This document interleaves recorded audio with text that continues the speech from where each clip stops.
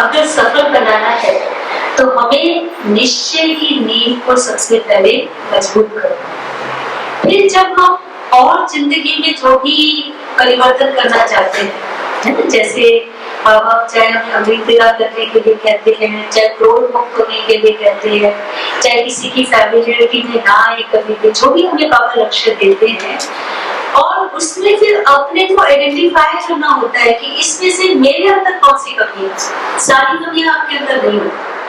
आप देखेंगे कि रोज बाबा जो रूटीन में आपको बता रहे हैं, उनमें से थोड़ी थोड़ी बातें तो हो सकता है जिन कमियों की बाबा वर्णन कर रहे हैं, लेकिन सारी कमियां हमारे अंदर नहीं होती। उनमें से एक या दो कमी विशेष रूप से हमारे अंदर होती है।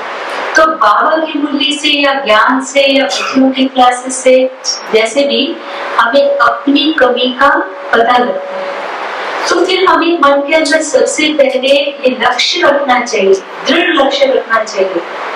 चाहे वो फैमिलियरिटी की बात है, मैं किसी के आकर्षण में आ जाता हूँ, लक्ष्य की बात चल रही थी, मुझे लग रहा है नेक्स्ट टाइम का लक्ष्य पवित्रता ही रखेंगे सुकुमार संगठन में, या उसमें खान पीन की जो बात है वो हमारे सामने चैलेंज होकर के रहती है। तो जो मेरे अंदर कमी है, तो पहले उस कमी के लिए मुझे मन के अंदर स्वीकार करना चाहिए कि ये कमी मेरे अंदर नहीं रखनी, मुझे इसे निकालना ही, छोड़ना ही है। दृढ़ निश्चय, दृढ़ निश्चय रखने से फिर हमारा कदम आगे बढ़ेगा। कभी कभी वो गलती हमें मुरली से भी समझ में नहीं आ रही, भट्टी से भी समझ में नहीं आ रही, बहुत बार बताया है।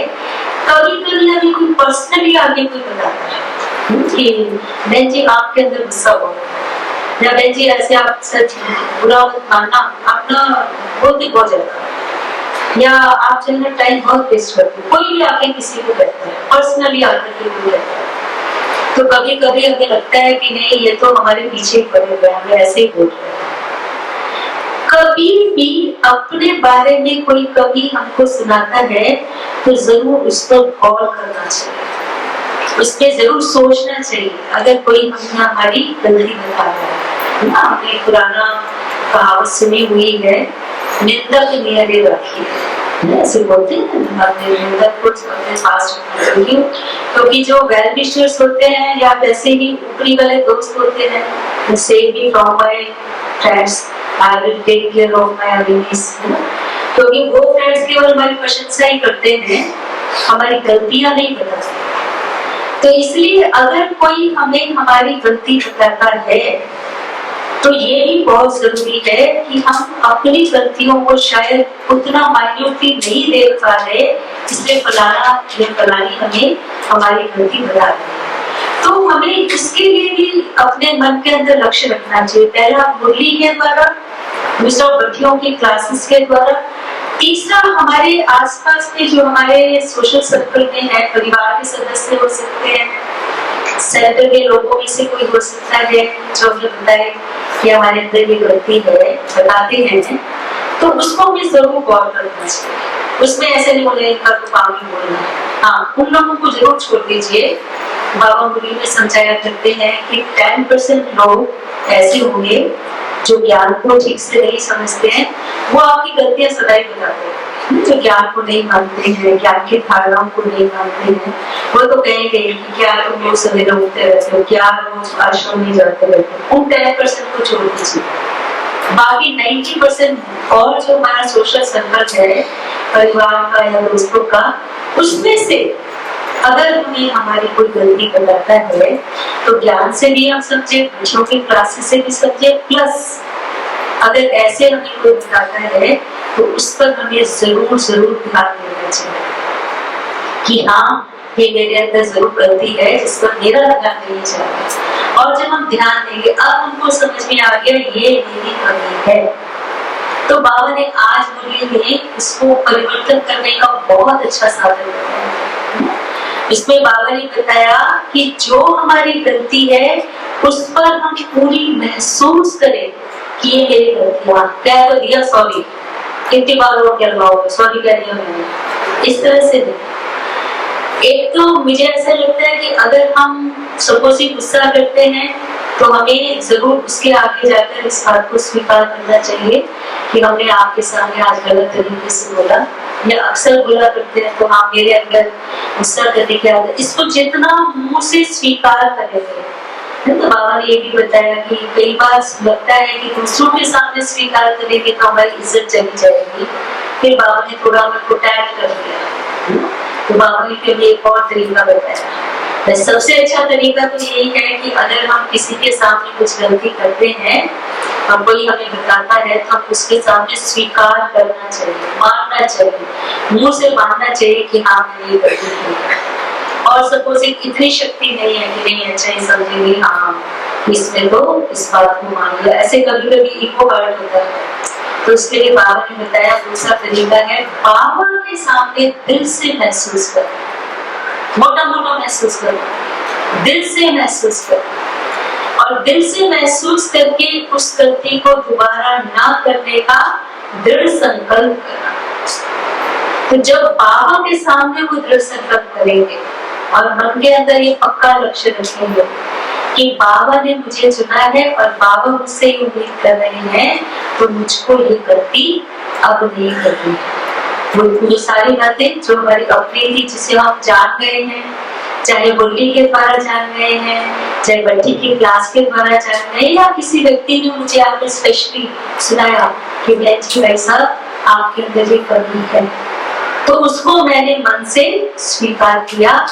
तो मैंने बाबा के सामने मन से दृढ़ संकल्प किया कि हाँ बाबा मेरे अंदर ये बुद्धि है।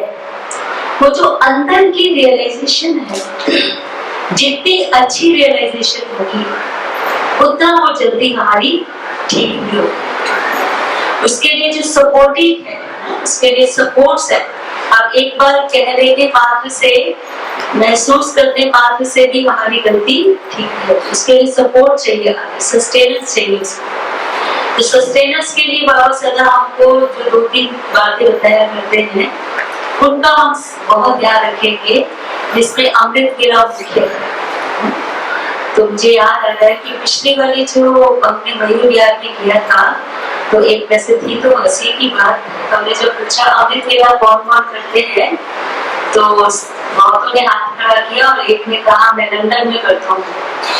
मैं अमृत वेला, हालांकि हंसी की बात है, तो I learn from that also. तो उसने कहा हम लंदन में करते हैं। तो लंदन में तो आप उधर ही रहते हो क्या? कहते नहीं, मैं सुबह पूछते शायद कैलकुलेट करके रखा होगा टाइम, तो जब हमारे यहाँ 4 बजे का टाइम है उस उधर नहीं उठते होंगे, जब 8 बजे का टाइम होता होगा लंदन में, तब वहाँ पे 4 बजे होगा।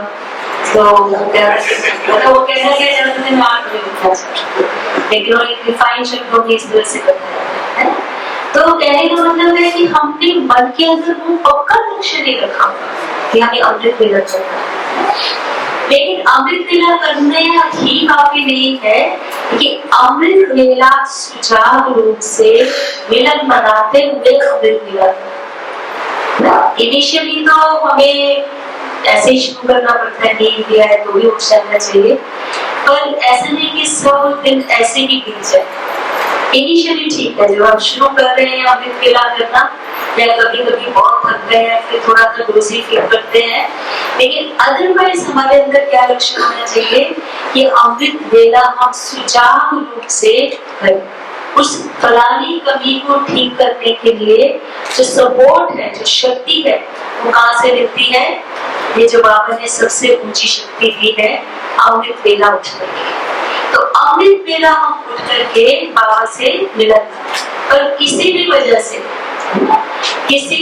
जैसे स्पेशली मैं उन लोगों के लिए कह रही हूँ जिनकी ड्यूटी नाइट में होती है। नाइट वाले सब बताया करते हैं हम सवेरे का अमृत वेला नहीं कर सकते, ये केवल उनके लिए है।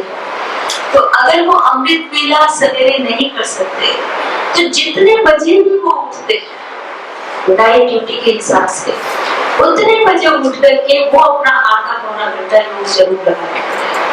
अगर आपने वो लक्ष्य बनाया कि ये वाली कमी मेरी ठीक होनी चाहिए, तो अमृत वेला उठ नहीं पा रहे, आपकी ड्यूटी ऐसी है, आपका काम धंधा ऐसा है, तो फिर आपको शक्ति कहाँ से मिलेगी?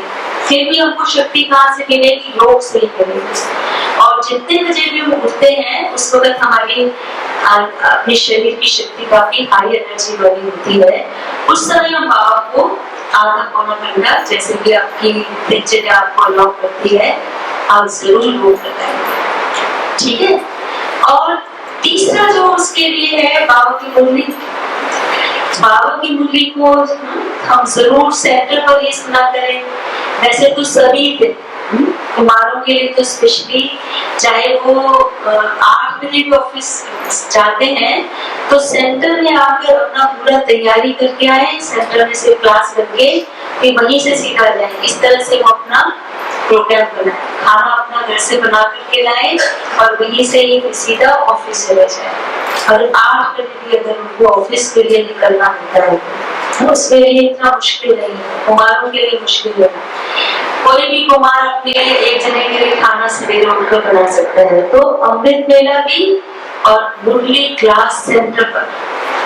और बहुत ही आपकी चैलेंजिंग सिचुएशन है, आप बिल्कुल क्लास नहीं कर सकते, दूर है या ऐसे और कोई कारण है, तो फिर आप ऑनलाइन सवेरे क्लास कर लें। और हमारे कुमार आए थे बनारस से और वो आए थे 2:30 बजे। उनकी टीचर ने कहा था इनको खाना देना, तो किसी एक और भी आए हुए थे लंदन यूके से, वहाँ से वो बहन आई थी, उनके लिए खाना उनको लेके जाना था और अपने लिए भी लोगों ने। तो हमने उनसे पूछा, कुमार का बड़ा अच्छा, देखने में भी अच्छा था, बैठ के लगा हुआ था, आपकी तरह से कुमार नजर आ रहा था। तो उनसे बात किया, मैंने कहा भैया मुरली सुन ली? कहते नहीं आपको तो मुरली कैसे सुनेंगे, आप होटल में थे ना। मैं कहा कि ऑनलाइन सुनेंगे क्या दिक्कत है, आजकल इतनी सारी मुरलियाँ ऑनलाइन है। तो मेरी यहाँ थोड़ा मिसमैनेज होता है। मैंने कहा स्वामी को तो बैठे हुए थे होटल में, ना बोलिया देता, मुरली सुन लेते मेरे साथ में। तो बताओ ऑनलाइन भी नहीं सुनी तो बजे तक करके और कहाँ से सपोर्ट मिलेगा? चाहे वो निश्चय भी किया हो मैं ये फलानी बात नहीं करूंगा, और 2:30 बजे तक मुरली नहीं सुनी। ये कौन सा कैरेक्टर है? ये अच्छा कैरेक्टर वो भी कुमार।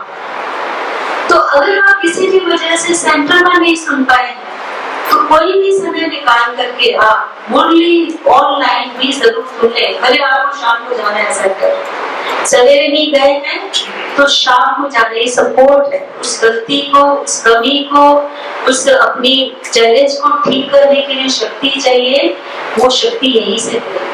तो कहना क्या है, अमृत वेला किया है और सेंटर में क्लास किया, अगर नहीं कर पाए हैं तो आप जहां पर भी हैं, ऑनलाइन बहुत सारे चैनल हैं। और मैं फिर भी कहती हूँ अगर आपके सेंटर की क्लास ऑनलाइन होती है तो सबसे पहले अपने सेंटर की क्लास को आप ऑनलाइन सुनो, बाकी भले 4 मुरलियां और सुन लो और अपने सेंटर की इसलिए सुनो क्योंकि सेंटर में जो कुछ चल रहा है वो प्रोग्राम्स, वो बातचीत आपको मिलेगी, ताकि आपकी सस्टेनेंस वहां से भी हो पाए।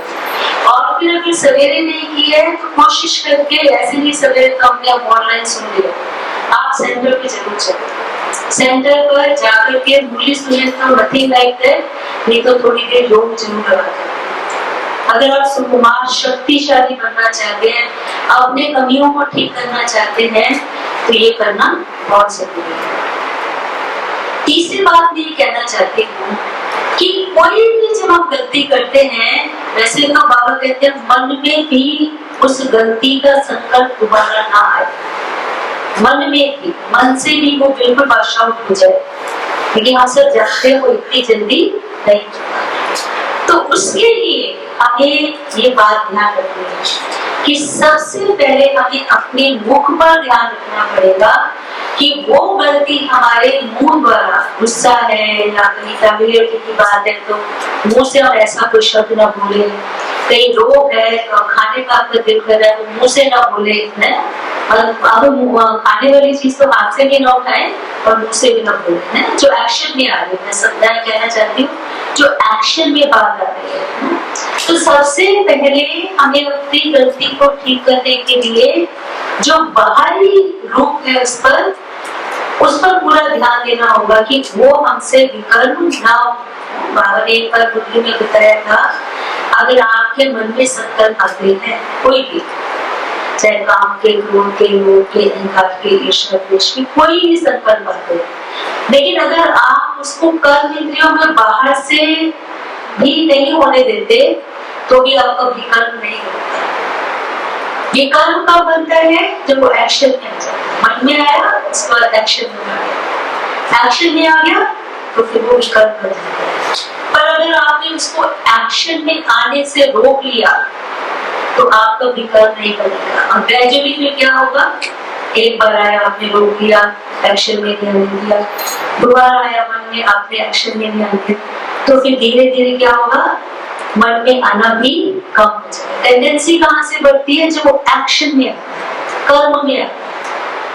कर्म में आने से रोक लेंगे तो ग्रेजुअली वो मन में आने से भी रुक जाएगा। आप सोचो मन में भी ना आए एकदम, तो एक प्रेशर जन्म के पुराने संस्कार हैं, that takes time। तो शुरू कहाँ से करना है कि हम ये ध्यान रखें कि जैसे मान लीजिए क्रोध है या फैमिलिटी की बात है, या जैसे उसमें वेशभूषा भी आ जाएगी, खान पीन भी आ जाएगा, तो पहले हम उसको बाहर से ठीक करने का प्रयत्न करें। मानो मेरा बहुत ऐसे संसारिक कपड़े पहनने का दिल करता है, मान लीजिए सपोज, तो मैं पहले क्या करूँ कि नहीं, मैं ऐसे कपड़े मन कर रहा था खरीद के लाऊं, फिर मैंने उसको रोक दिया, नहीं ये कपड़े अपने लिए नहीं है। आपने क्या किया? उसको एक्शन में किया। ऐसे क्रोध आ रहा था तो आपने किसी तरह से भी नहीं, मैं बाहर निकला, मुंह में मोड़ा डालो, मैंने मुंह में मोड़ा डाल लिया, मैं गुस्सा नहीं करूँगा, मैं गुस्सा नहीं करूँगा। ईर्ष्या आ रही थी, इसको इतना मिल गया, मुझे नहीं मिला, फिर मैं चुप रही और मैंने कुछ नहीं किया। तो जब एक्शन से पहले मुझे अपने आप को विकल्पों से, उस गलतियों से, अपनी दृढ़ता से, इसलिए इनिशियली हम कहते हैं हमारा सहज योग है, पर कभी कभी शुरू में उसको हठ योग की तरह भी करना, अपने से हट करना पड़ता है कि नहीं ये हम नहीं करेंगे, ये हम नहीं करेंगे। तो हट से उन बुरी बातों को, उस गलतियों को जिसके लिए हमें समझाया गया है या हमको कुछ समझ में आया है, तो पहले हम कहाँ से शुरू करेंगे? हट से शुरू करेंगे। नींद आ रही है, उठकर बैठेंगे, समझ गए ना मैं क्या कहना चाहती हूँ? तो इनिशियली में क्या करेंगे? हट करेंगे और इस कर्म इंद्रियों के द्वारा बाहरी रूप से नहीं करेंगे। फिर उसके बाद ध्यान देंगे कि भी अब मेरे मुंह से तो मैंने गुस्सा नहीं किया, पता है ना, कभी हम देखते थे उसका गुस्सा इसकी आंखों से देखो कैसे टपक ऐसे होते हैं, और फिर भी वो कंट्रोल करके नहीं बंद कर, फिर भी विजय ना मेहनत करता हूँ अपने ऊपर। तो फिर हम ध्यान दें कि नहीं मेरी आंखों में भी वो शीतलता आती है, मुख के साथ साथ मेरे कर्म इंद्रियों के द्वारा भी वो जो मेरा अच्छा एक्शन है वो रिफ्लेक्ट हो, तो आंखों में भी खुशी लगती है। गुस्सा आता है तो मुंह से नहीं बोल रहे, और आप देखो उनकी बातें सुनते भी नहीं है, सब हमको भी बताने की ज्यादा जरूरत है, तो हम सुनते भी नहीं है उसकी क्यों गुस्सा है। तो फिर हम जब हम थोड़ा सा सोचा हुआ गुस्सा नहीं करना, यहाँ बोल दो क्या सुना, सुन ही लेते हैं अपन, इतना दिल से नहीं सुनते। तो धीरे धीरे हम इस पर ध्यान देंगे कि मैं एक कर्म इंद्रिय पर विजयी नहीं हूँ, मुझे इस पर भी विजयी बनना है। अब ये तीनों कर्म इंद्रियों को जब विजयी बन जाएंगे तो ये मन शीतल हो जाएगा। प्रोसेस है, तरीका। तो इस तरह से अपने कर्म इंद्रियों को ठीक करने के लिए, अपने को परिवर्तन करने के लिए बाहरी कर्म इंद्रियों को और धीरे धीरे फिर सूक्ष्म इंद्रियों को हमें परिवर्तन करना है। पर स्टार्टिंग कहाँ से होगी? बाहर से फिर अंदर तक पहुंच जाएंगे। उसमें आत्मिक स्थिति का जितना अधिक अभ्यास करते हैं, जैसे बीच में अपने ऑफिस में जो हमारे बड़े होते हैं या हमारे छोटे होते हैं, वहाँ आत्मिक स्थिति का अभ्यास करना मुश्किल होता है। मुश्किल भले हो लेकिन बहुत लाभदायक। अगर आप आत्मिक स्थिति का जितना अच्छा अभ्यास करते हैं तो एक जो हॉरर होता है ना बड़ों के प्रति, मेरा ऑफिसर है, मेरा बड़ा है, तो कभी कभी जो आप उनको ठीक बात नहीं कहना चाहते, वो करने बोलने की हिम्मत नहीं करते, बिकॉज क्या ध्यान में है, जो ऑफिसर जीवन है, मैं कैसे बोलूं। लेकिन जैसे वो आत्मिक स्थिति में आएंगे तो आप उनको रिस्पेक्ट भी देंगे, उनके साथ वो जो इज्जत हमें बयान करनी चाहिए, व्यवहार करो, वो भी कर पाएंगे, और प्लस जो आप कहना चाहते हैं वो कह देंगे। और जो हमारे छोटे होते हैं, सबऑर्डिनेट होते हैं, वहां पर तो बहुत जल्दी गुस्सा आ जाता है, क्या ध्यान होता है, जैसे छोटा है जैसे पदवी में छोटा है, उम्र में छोटा है ना, तो वहां पर भी हमसे बहुत विकर्म हो जाते हैं, क्योंकि वहां कुछ ना कुछ डोमिनेट कर देते हैं, गलत बोल देते हैं, गलत व्यवहार कर देते हैं, जो कि हमारे विकर्मों का बोझा इस संगम युग पर भी बढ़ाता जाता है। तो इसलिए बड़ों से भी हम रिस्पेक्टफुली व्यवहार कर पाए, अपने छोटों के प्रति भी वो स्नेह सम्मान दिखा पाए, तो आत्मिक स्थिति तो हमें बहुत बहुत मदद करती है। अपने साथियों के साथ भी हमारा बहुत शिष्टापूर्ण व्यवहार हो, तो उसमें भी आत्मिक स्थिति हमारी बहुत मदद करती है। इसलिए इस आत्मिक स्थिति का अभ्यास सदा हर वक्त किया करें, सिर्फ क्लासरूम में नहीं, या जिस वक्त बाबा कह रहे हैं उस वक्त नहीं। इस आत्मिक स्थिति का अभ्यास, जैसे आज बाबा ने हमें मौका कराया है कि 1 घंटे में हम 5 सेकंड के लिए भी करेंगे, तो वो हमको बहुत पे करेगा, क्योंकि वो स्थिति की जो रिजल्ट है वो कौन सी होती है? शांति और शीतलता।